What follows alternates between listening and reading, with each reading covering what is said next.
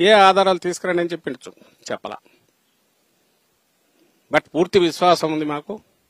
దీని మీద మళ్ళీ పైన కూడా అజిటేట్ చేస్తాం, అన్నీ చేస్తాం. కానీ నేను ఇది ఎందుకు మెన్షన్ చేస్తున్నా ఈ సందర్భంలో అంటే, వ్యవస్థలు యాంత్రికంగా పనిచేస్తున్నాయి, అది జరగకూడదు. ఇది నేను ఇంతగా ఎందుకు చెప్తున్నాను, నిన్న జగన్మోహన్ రెడ్డి గారు మాట్లాడినా, ఇప్పుడు ఈరోజు నేను మాట్లాడినా, మా నాయకులు మాట్లాడినా అంటే, మేము బాధ్యతాయుతంగా ఉండదలుచుకున్న రాజకీయ పార్టీ వైఎస్ఆర్ కాంగ్రెస్ పార్టీ, మన పార్టీ. ప్రజలకు అల్టిమేట్ గా జవాబుదారీతనంగా ఉండాలి. ఒక హామీ ఇచ్చామంటే నిలబడగలిగితే ఇవ్వాలి, నిలబడలేనిది ఇవ్వకూడదు. ఈ వ్యవస్థలన్నీ బాగుంటేనే ప్రజలు బాగుంటారు, అవి నడవాలి.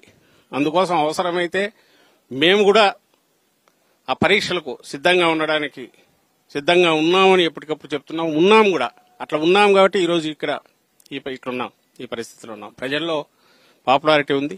వ్యవస్థల దగ్గరికి వచ్చేసరికి మేనేజ్మెంట్లో ఎస్ వాళ్ళలాగా చేయలేకపోతుండొచ్చు, దట్స్ ఎ డిఫరెంట్ ఇష్యూ.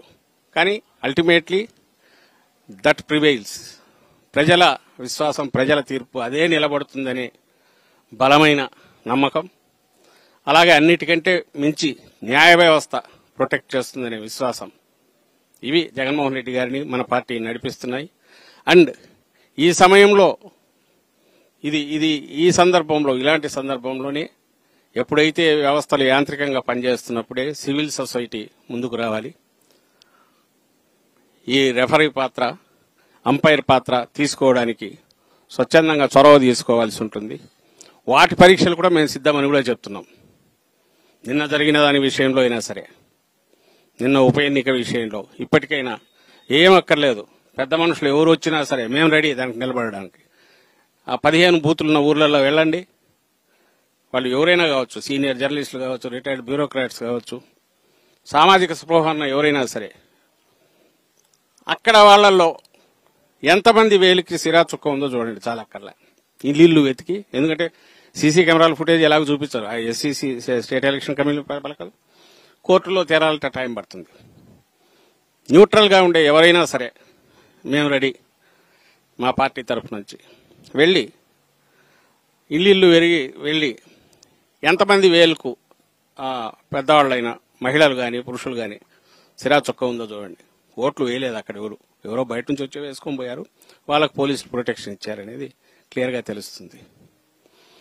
వీటిని మనం ఎందుకు మళ్ళీ వీటి మీద నొక్కి వెక్కాణిస్తున్నా అంటే, సందర్భం ఇది. మన ప్రజాస్వామ్యాన్ని మనం రక్షించుకోవాలంటే వాటిని ప్రొటెక్ట్ చేయడానికి ఉన్న వ్యవస్థలన్నీ కూడా ఇండిపెండెంట్ గా స్వేచ్ఛగా పనిచేయాలి. వాటిని ప్రొటెక్ట్ చేసుకునే బాధ్యత కూడా రాజకీయ పార్టీలుగా మన మీద ఉంటుంది. అందులో వైఎస్ఆర్సీపీ ఎప్పుడు ముందుంటుంది. అలాగే ఈ స్వేచ్ఛ స్వాతంత్రం నిలబడాలని తపన పడే ప్రతి బాధ్యత కలిగిన పౌరుడు, ఎంటైర్ సివిల్ సొసైటీ కూడా ఈ ఉద్యమంలో పాలు పంచుకున్నప్పుడే మన స్వాతంత్రానికి నిజమైన అర్థం వస్తుంది. మాక్రో పెద్దల విస్తృత స్థాయిలో మన ప్రజాస్వామ్యం బ్రహ్మాండంగా ఉంది. బట్ మన ఇంటర్నల్ హెల్త్ ప్రొటెక్ట్ చేసుకోవడంలో, ప్రజాస్వామ్యం ఆరోగ్యం రక్షించుకోవడంలో మనం రోజు రోజుకు నిర్లక్ష్యం వహిస్తున్నాం అనేది అనిపిస్తుంది. కాబట్టి ఈ విజ్ఞప్తి సామాజిక స్పృహ ఉన్న ప్రతి ఒక్కరికి కూడా చేస్తున్నాను. మన వ్యవస్థలు మనం రక్షించుకుందాం, మన ప్రజాస్వామ్యాన్ని మనం రక్షించుకుందాం అని విజ్ఞప్తి చేస్తూ, మరోసారి యావత్ భారతదేశానికి, భారత జాతికి, ప్రపంచవ్యాప్తంగా ఉన్న భారతీయులకు, తెలుగు ప్రజలందరికీ కూడా వైఎస్ఆర్ కాంగ్రెస్ పార్టీ తరఫున స్వాతంత్ర దిన శుభాకాంక్షలు తెలియజేస్తూ సెలవు తీసుకుంటున్నాను. Thank you.